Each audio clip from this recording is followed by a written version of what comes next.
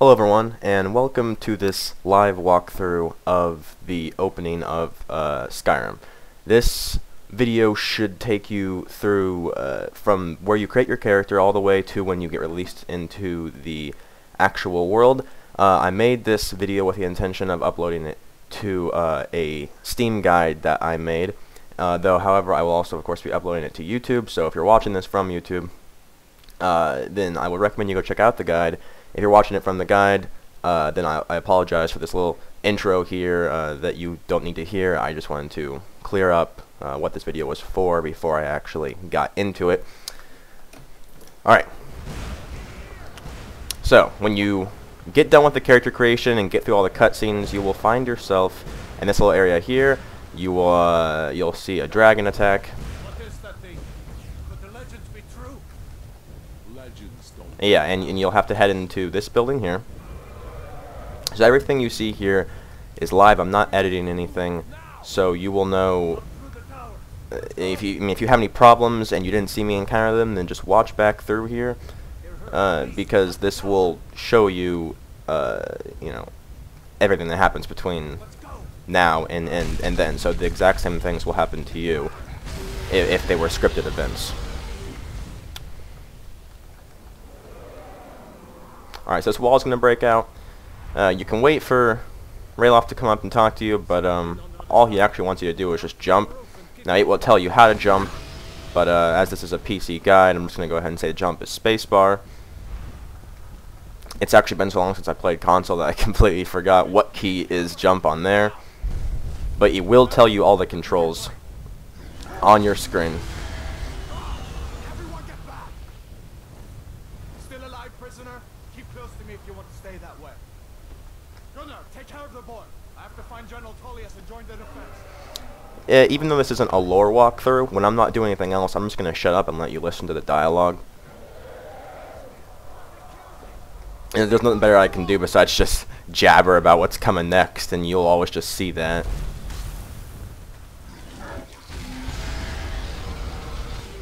Quickly, follow me!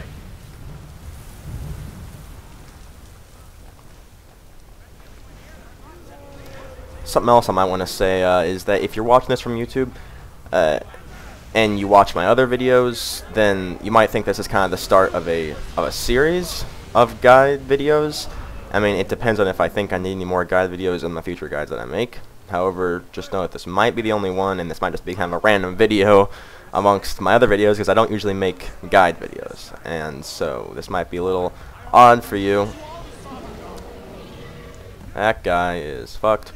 Alright, so, here you get a decision to go with either Rayloff or Hadvar. Now, personally, I like going with Rayloff because the Imperials drop this armor that he's wearing right here, studded Imperial armor, which is worth a lot more than Stormcloak armor. In fact, all Imperial armor in general is better worth than it. So I've always gone with Rayloff. You can go with whoever you want, but this guy will show you Rayloff. So if you're having problems, I'd recommend you go with him just because you'll know, how to go through the entire part for Rayloff. Hadvar's, from what I have seen, and even though I've never actually played through his, I really ought to, is a bit different.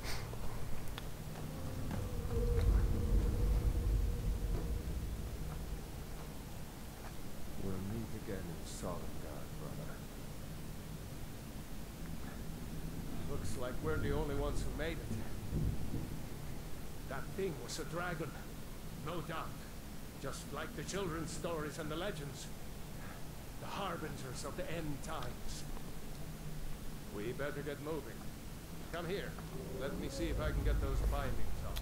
Alright, so here Rayloff's going to take off your bindings, so now you're actually able to do things besides just jump and move. Now you're going to go ahead and take this guy's gear to equip items, and remember this is PC I'm discussing here. As it said there, press tab, go to your items, weapons, you want to equip that, and this. Now, as you can probably imagine, left click and right click is to attack. However, even though you hold things in your right hand, left is to use your right hand, and right click is to use your left hand. It might be a little bit confusing. When you have a one-handed weapon out without anything in your other hand, you can block with it. The same goes for two-handed weapons. by holding down right click. You can also crouch with, I believe it's C by default. I currently have mine set to control. Pardon me, I really should have checked that originally. Alright, so it's giving you all these things here as well. If you hold the button in which you're attacking with to do a power attack,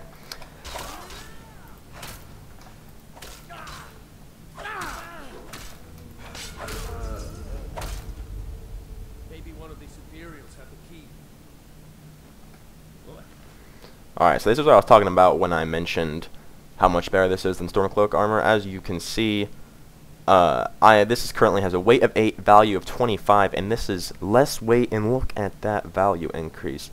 So I would highly, highly recommend going with Rayloff, as it will bring you lots of money.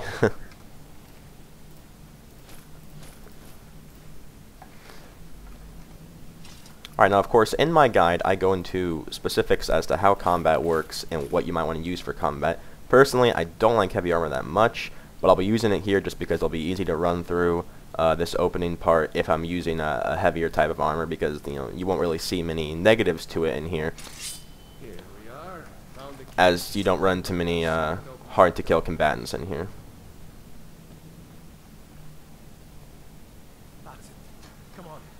Out of here before the dragon brings the whole tower down on our heads.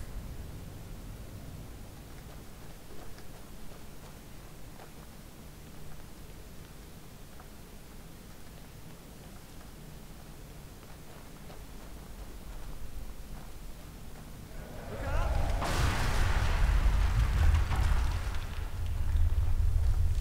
Damn, that dragon doesn't give up easily. Grab everything important and let's move. You won't leave Helgen alive. Wow, I failed there. My apologies. Yes, if you're dual-wielding weapons, you can hold both left click and right click to do a special power tactic only when done with dual-handed weapons. I'm sorry, I have a habit where I just kind of go into dual-wield. Why am I looting? I don't... my apologies, I'm going crazy here. I have a habit where I go into third person whenever I'm kind of not in combat in this game. So my apologies there. Okay, so when you get in here, you're going to see a few ingredients and potions there. You're going to want to take those, and you also want to check this barrel here and take all these potions. Now, there's nothing really else in this room of much value. Well, as I say that here, I into some more. My apologies. But there's the sacks will have some some food in them. I mean, you can use that in combat if you really want to, but the food is not really too good in combat unless it's a cooked thing, and even then, it's also not that good.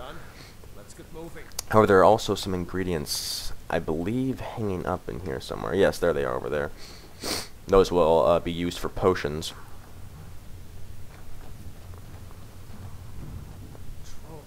Hear that? Come on. Holding shift lets you sprint. When you sprint, you drain the stamina bar. When you power attack, you drain the stamina bar. All this is mentioned in my guide. I'm just kind of touching up on it in this video here. No, I haven't seen him since the dragon show. Alright, so you can come over here. You'll find yourself a mace and a shield. I'm not going to take that shield because dual wield does more damage output, and I just want to use the most damage I can get and the most protection I can get. Now I'm going to go ahead and actually try to pick this lock to show you guys how it's done.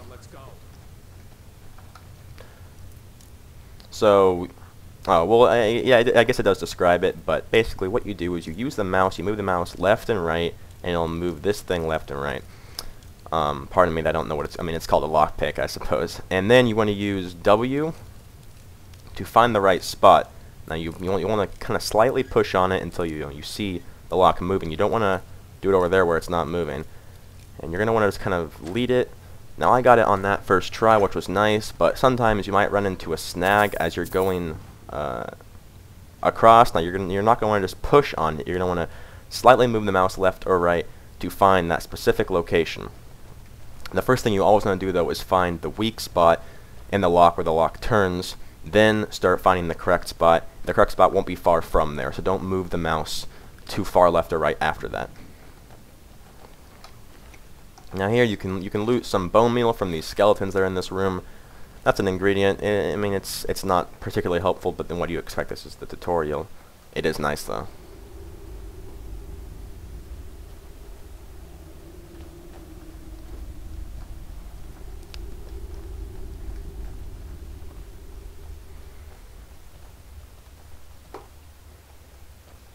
Orders are to wait until General Tullius arrives.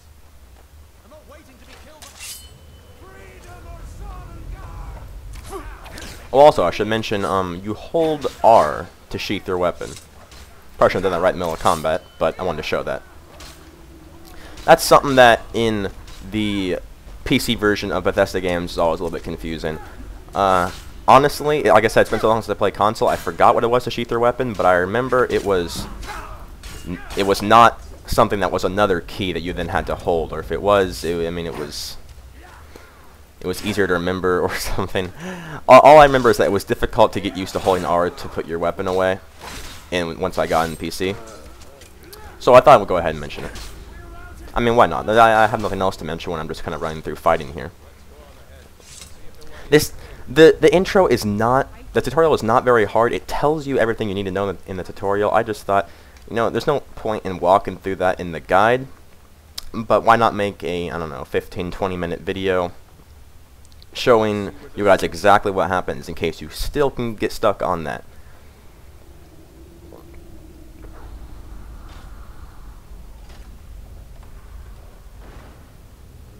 Alright, so here you're going to want to walk across this. Let Rayloff walk across it too, or Hadvar, of course, whoever's with you. Come on. Now, yes. Now that will break. I'm going to jump down here. There's a special loot chest. Well, not chest, but loot over here. You got a skeleton with some gold on them, a coin purse, and a potion. I don't believe that loot changes.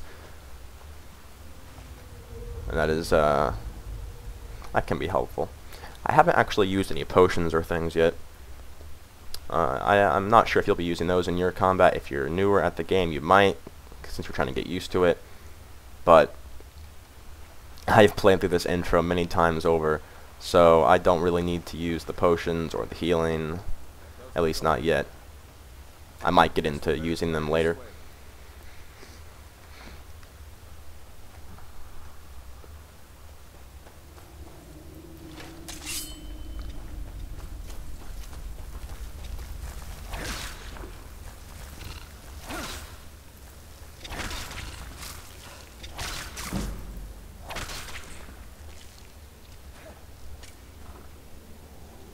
What? Oh, okay, he was in the ceiling. Alright, so as you see there, I've been poisoned. So we'll go ahead and mention in the beginning, if you're poisoned and you want to know how you're poisoned, go to Magic, go to Active Effects. Well, and I resist poison. Well, what do you know? For some reason, the poison effect is not in here. That's odd. No, I was thinking of disease there. I am sorry. I am dumb. Alright, so when you search the frostbite spiders, you're going to want to... I mean, their frostbite venom is actually fairly valuable, and it's not that heavy, so make sure you grab that. These egg sacs will have spider eggs in them. That's another ingredient. Make sure you grab that. And these are also skeevers up here. They'll have skeever tails in them, so make sure you grab those as well. I mean, that is, of course, if you're doing alchemy. Because all that was ingredients. Or except for, of course, the potion, which was expensive. Now, my apologies, I had a brain fart there and told you that you check your active effects for poisons. You do, as far as I know, but apparently my poison was actually there. What I was thinking of, though, was disease. You want to check for your diseases, where I just looked. Alright, so for some odd reason, the bear is not there. Oh. Bear is camouflaged. Okay, well you get the decision to sneak past or attack. And of course I'm going to attack. That's bear. Pretty easy when you're dual wielding. Like I said, damage output, if you're going to be going for that, dual wielding is the best. However, a shield will help you when you get into larger fights.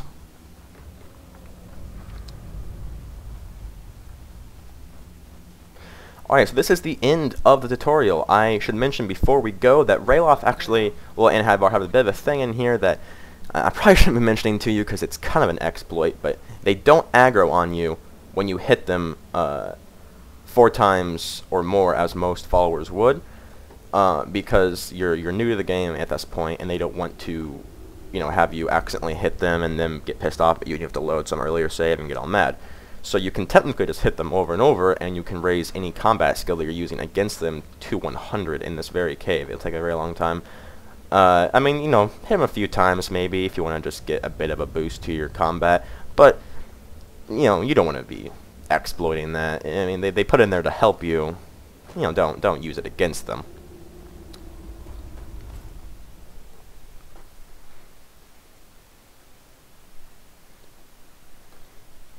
Alright, so, like I said, this is the end. I'm going to go ahead and I'm going to link the next guide I have in this video, as the next guide actually leads you. It's not a video guide, it's a text guide with pictures, and it will lead you from here to the end of kind of the story quest that you have to do in Whiterun.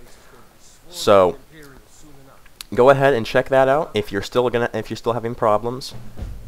I hope this guide helped you, and if you're watching this from the guide, the text guide on Steam, and you like the guide and you think the video was helpful too, I'd ask you to please like this video. I usually don't ask people to like my videos, but you know, since I'm making the guide and all, you know, might as well go ahead and ask. I think I've deserved the right to ask for it, as you know, almost every other YouTuber does.